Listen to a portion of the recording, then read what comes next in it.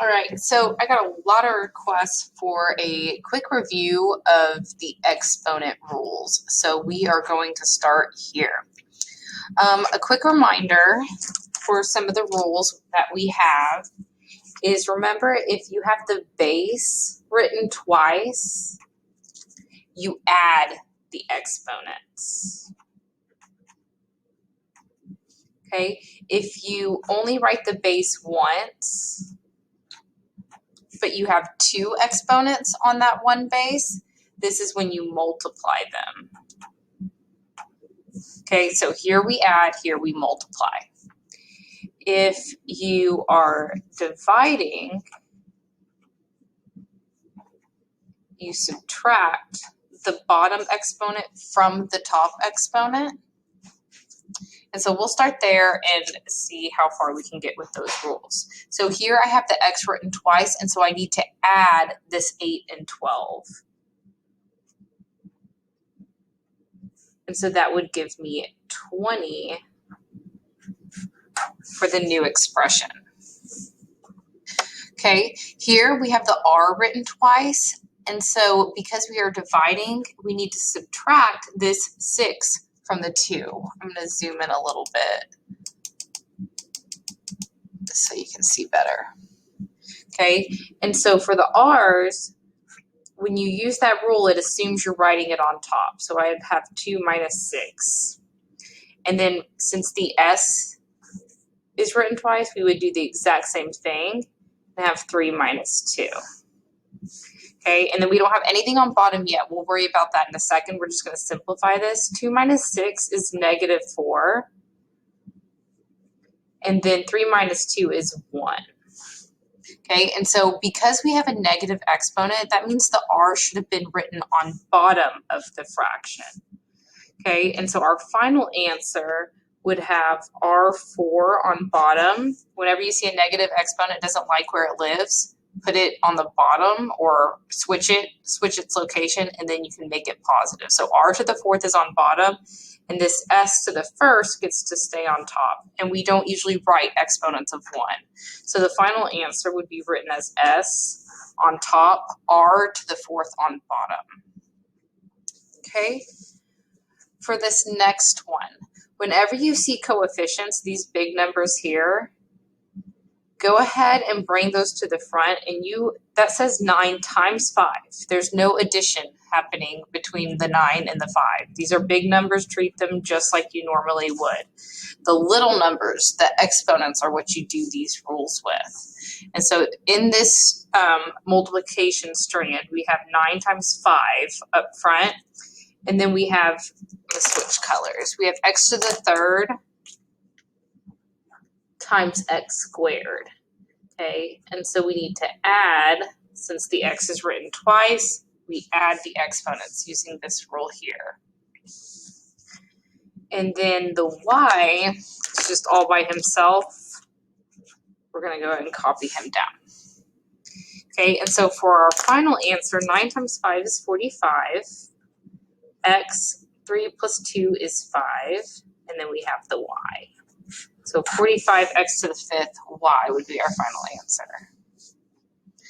Okay, here we have x to the 4th over x to the 4th. All of those cancel. Basically, you do x to the 4 minus 4, which would give you x to the 0, which is just 1. And so those cancel each other out. Leaves us with just a 1. Okay, and then this says y to the 1st power divided by y to the 5th. And so just like we did the 4 minus the 4, we got to do the 1 minus the 5. So here that would give us y to the negative 4th, which means that y to the positive 4th should have been on bottom. And so our final answer here is 1 over y to the 4th. Coming over here to number 6, 12 divided by 4, those are coefficients. Those are big numbers. Don't do anything weird with the big numbers. That says 12 divided by 4, that is 3 over 1. You don't have to write the 1. I will write it there as a placeholder for now. Okay, next, looking at the a's, we have a to the 1 on top, and then a to the fourth on bottom. And so we subtract using this rule here, m minus n. So 1 minus 4. And then here that says b to the fifth. Circle that. And then we have b to the fifth divided by b to the third. So we take the 3 and subtract it from the 5. Okay? And so the only thing we have on bottom right now is a 1. And so 1 minus 4 is -3. That tells me that's going to end up being on bottom. 5 minus 3 is 2. And so the only thing we have to do for our final answer is fix this. There's a negative exponent, which means it should be written on bottom. So the 3 stays on top, the b squared stays on top, and the a to the third moves to the bottom. And again, that 1 is just a placeholder. It's not necessary. You won't see it written as an answer choice. This would be how it was written, 3b squared over a cubed. All right, they're getting more complicated with these negative exponents. And so we're just going to apply these rules, and we can number crunch all of these, this m plus n, this m times n. We can use our calculator for that if we want to. And so just keep that in mind. So starting with the a's, there's a -3 and a -2. Don't lose your negatives, okay? And don't try to do this in your head. So I'm gonna go ahead and draw my fraction bar. And for the a's, I would have the -3 minus negative. Y'all remember that trick? Minus negative, write a plus, and then a 2. Okay, now looking at the b's, we have a -6 and a -2. So -6 minus -2. And then for the c's, there's an invisible 1 there. We would have c to the first minus the 5. Okay, we'll worry about what ends up moving to the bottom of the fraction bar in the next step. But for now, we're going to number crunch these exponents. So for the a, -3 plus 2 is -1. Again, use your calculator if you need to. -6 plus 2 is a -4.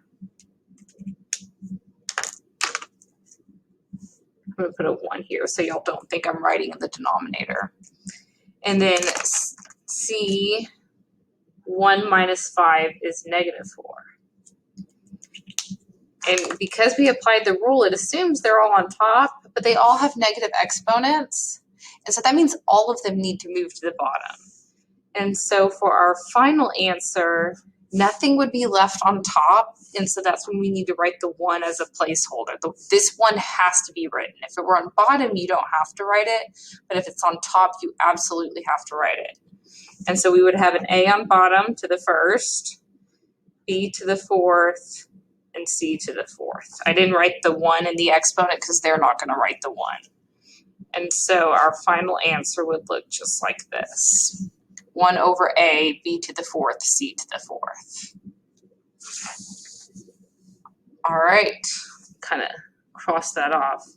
Looking at number 8, we have a 16 divided by 4. Don't do anything weird, just do 16 divided by 4.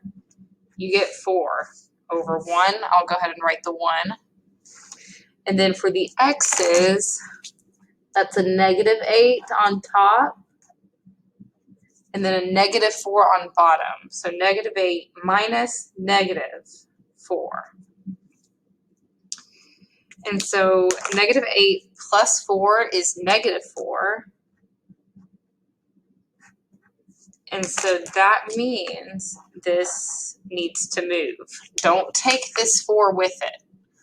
Only the term with the exponent gets to move. And so the 4 stays on top, and then we would have x to the +4 on bottom. Don't leave that 4 as the exponent negative, because once you move it, it becomes positive. All right, looking at number 9, look at these coefficients. 2 times -5 is -10. Those are big numbers. Those are coefficients. Don't do anything weird with the big numbers. The little numbers or the exponents are the ones we start adding. Okay, next let's look at the x's. We have x to the third and x to the second. So we would add those together, 3 plus 2. And then for the y's, we have y to the fourth, and then we have y to the sixth. So again, add. And so leave the negative 10 out front. We end up with x to the fifth, y to the 10th. If you have a negative coefficient, leave that alone. You don't get to move negative coefficients. Only negative exponents get to move. So that one's done. All right, this last one, we have this 3 outside these parentheses. If there's no plus or minus inside those parentheses, you get to distribute the exponent. If you had something like we saw in the quadratics unit, do not distribute this exponent. This plus sign, you cannot distribute, okay? So that doesn't apply. It applies here because there's no plus or minus signs in between. Here, we would have had to do the box method and multiply the x plus 1 times the x plus 1.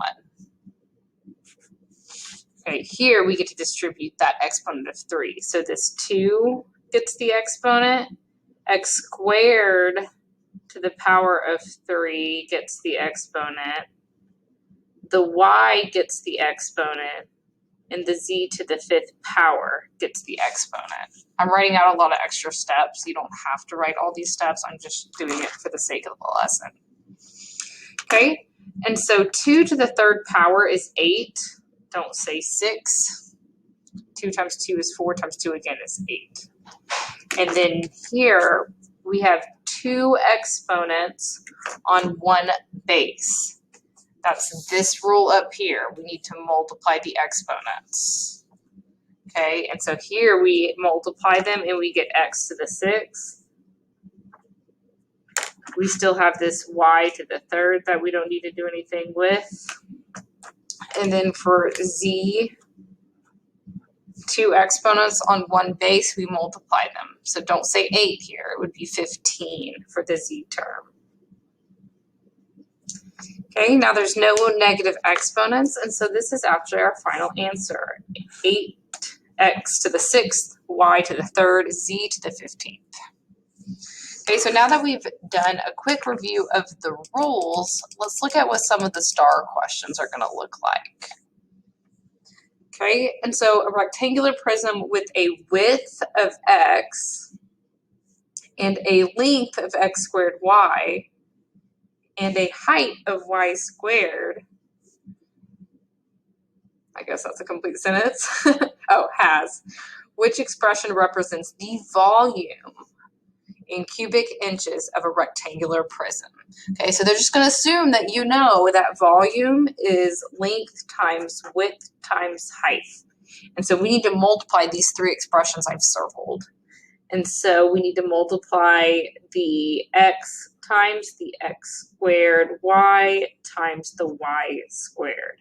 I didn't put them in order, but that's okay. They're all being multiplied anyway. And so here, remember, you can write in these invisible ones. I've got 1 copy of x times 2 copies of x for a total of 3 copies of x. I have 3 copies of y because we add the exponents. And so J would be our answer for this one. Hopefully I didn't put this one on the exit ticket, but maybe I did. All right. Which expression is equivalent to this mess? Okay, so I like to take it one step at a time. So first, let's look at the coefficients. 14 divided by 8. That's not going to be a pretty number. And so what you can do for that is in your calculator. You can do the 14 divided by 8, press enter, and it's going to give you the decimal. You're not allowed to use decimals on this. Notice there's no decimals here. And so once you get that decimal, press math, enter, enter. math enter, we'll convert it to a fraction. So 7/4. And so in the process of simplifying, our final answer should have a 7/4. And so I can get rid of G right off the bat. F, H, and J all have the 7/4, 7/4, 7/4. So those are still in the running, but at least we've eliminated one. Next, let's focus on the A's. Okay, so I have a to the 4th, a to the -2. Okay, so using our rule, we have to do a to the 4th minus -2. Okay, so that would be a to the 6th on top. And so here they have an a squared on bottom. Get rid of that. Here they have an a squared on top. Get rid of that. H is the only one that has a to the 6th on top. And so H is the only one still in the running. And so we can move on to the next problem. Okay, a circle has a radius of this. I'm going to go ahead and circle it. The area of the circle can be found using this. A equals pi r squared. What is the area of this circle? And so remember that trick of when you have pi r squared, write it as RR. We're already dealing with enough exponents. We don't need this exponent to deal with as well. And so pi RR. Okay, and so leave the pi alone. They're going to leave the answer in terms of pi. So I'm just going to copy it down. And then we have to write this radius twice, RR. So 6x to the 9th, y to the 5th. 6x to the 9th, y to the 5th. All right, again, just ignore the pi for now. Here we've got these coefficients. Multiply them as normal. And then we have x to the 9th, x to the 9th. We add those exponents. And then we have y to the 5th, y to the 5th. Add those exponents as well. And so our final answer would have the pi times 36, x to the 18th, y to the 10th. So D and A have a 12 where there should be a 36. You can tell they messed up by adding. And then we need an 18 on the exponent. And so our answer is B. All right, last STAAR question. Starting with this 12 divided by 3, we divide those. Those are coefficients, not exponents. So 12 divided by 3 is 4. Get rid of the distractor A and C. They subtracted, they messed up. We shouldn't have a 9, we should have a 4. Okay, so the final answer should have a, oops, and then I wrote 9, have a 4. And then looking at the x's, we have x to the 6 over x to the 2. So we subtract, and so I should have an x to the 4th next. That gets rid of b because he's got an 8. Okay, and so D is our final answer.